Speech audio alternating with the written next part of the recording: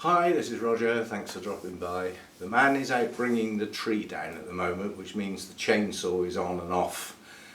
That's going to be running for a lot of the day, so I've just decided not to do an orchid video today, he says, recording an orchid video. This is just to let you know that I've been filming the bits of the tree coming down, and I will put that together as, you know, this is the tree getting removed. See what I mean? You know, I couldn't practically film anything in here anyway. So yeah, this is just to say, if you want to see the clips of the tree coming down, they are on the gardening channel. I'm not going to post them on the Orchid Channel. You have to bear in mind I have to take advantage of trying to up my watch hours on the gardening channel. If I post it on this channel as well, people will watch it here and not bother going to the gardening channel. So anybody wants to see the removal of the tree will have to go across to Roger's new garden and watch it over there.